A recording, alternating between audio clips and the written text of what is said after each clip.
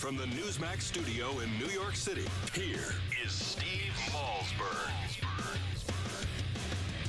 It would be a complete and total act of irresponsibility for the president just to order a few strikes, but there's no government, there's no backup, there's no military, there's nothing there that provides the capacity for success. So what we are doing is a deliberate, careful, thoughtful approach, listening to the people here, listening to the allies, listening to the partner countries in the region, and putting together something that can work. All right, kind of reminds me of Hillary Clinton. Remember when she ran the first time? She was on her listening tour. I think she did that when she ran for the U.S. Senate from New York. And that's what Kerry's saying they're doing. We're listening to the allies. We're listening to the people. We're listening to the sides. We're listening. Is it beyond time for listening? I don't know. I'm not the expert. But we welcome in a very proud man who could be called an expert, and I will call him an expert because he is an expert, and it's Dan Hampton, retired U.S. Air Force Lieutenant Colonel, and he's the author, folks, of a great new book, Lords of the Sky, Fighter Pilots and Air Combat from the Red Baron to the F-16. And Dan, welcome, and thank you for being here so much. Well, thank you, Steve. All right, first, before we get to the book, and you know, it's really the first book of its kind. I'm very excited to talk about it. What's your take on what we're doing, or more appropriately not doing, in Iraq? You know, it's way too little and way too late. It kind of sums up this administration's whole sorry approach to foreign affairs. This is the kind of thing that should have been handled 10 years ago. When we won in 2003, and in the first 6 months, critical year after that happened, it's way too late to do this now. I've lived in Kirkuk, I've lived in Mosul, I've lived in Baghdad and Basra, and I've seen it, and they're not going to solve it with the methods they're discussing. All right, well, what would you, too late, what should they have done? Should they have, first of all, they should have left troops there in the first place, right? They should have had a SOFA?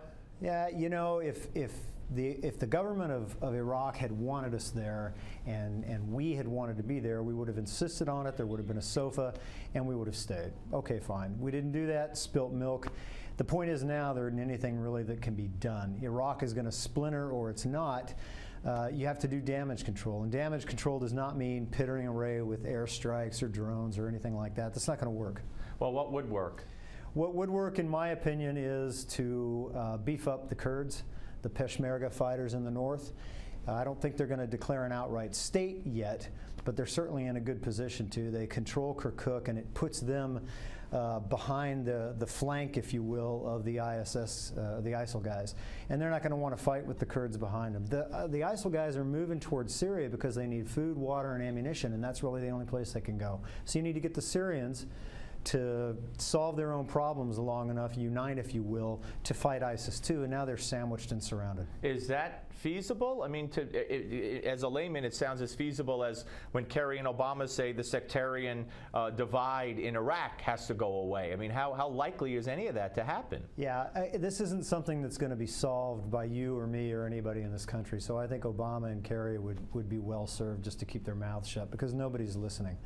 All right, it is feasible if ISIL becomes the common enemy of everybody over there, which they are. I mean, they're so bad that even Al-Qaeda has said, whoa, you know, we don't really want anything to do with these people. And if we can get the Kurds and the Iraqis that are sitting on the fence and the Syrians to do something about it, then they will. What about the, you know, General Michael Hayden on this show last week said Iraq is gone.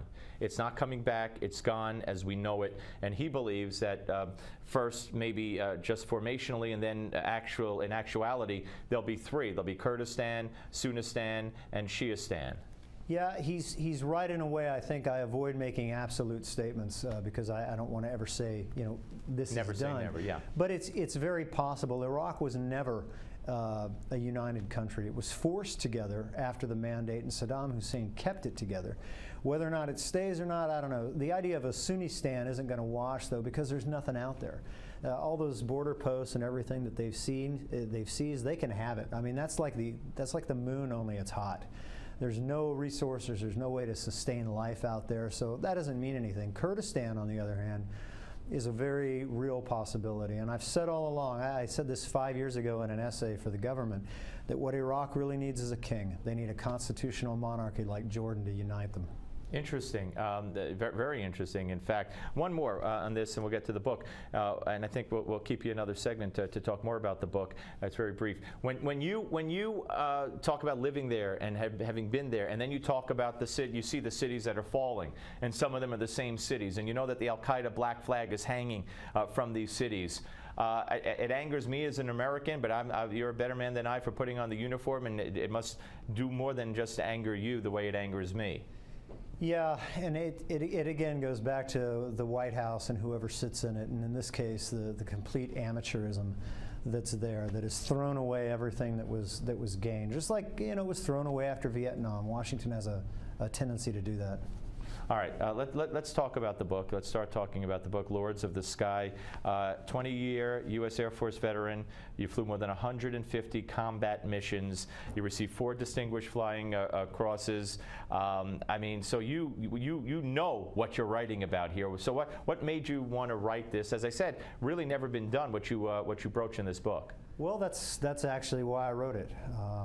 I am not one of those who believes that a war can be won from the air. You're going to lose a war without it, but you can't win it solely from the air. But air power, as we know it, and the development of it, is responsible for so much of the progress that we made this century. I mean, down to little things like, Bluetooth today, that came out of aviation back in the Second World War. And it's amazing to me that within 60 years of guys flying on those little underpowered canvas-covered kites, we could be on the moon. Yeah, it is amazing. It really is. All right, but you look at heroes, from World War II, from Korea, from Vietnam. How did you select who you wrote about?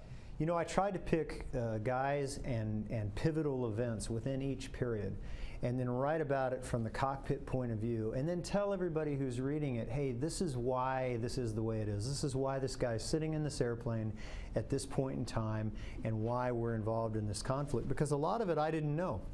And I figure if I didn't know it as a professional pilot, then a lot of other people might not know it either. And it's good to know history, otherwise we repeat it, right? No, well, yeah, absolutely. All right, stay where you are. We're going to come back. We'll have another short segment, more about the book. We'll talk about some of the heroes that you do talk about. And we're talking to Dan Hampton, retired U.S. Air Force Lieutenant Colonel, here on the Steve Malzberg Show. And he's the author of Lords of the Sky, Fighter Pilots and Air Combat from the Red Baron to the F-16. I also want to eventually ask him about drones and their use, and then what I just read a story where a woman saw a drone looking into her bedroom window. I mean, in one of our cities here in this country. Pretty weird. Anyway, so we're coming back. Don't go away. It's the Steve Malzberg Show, only right here on Newsmax Television.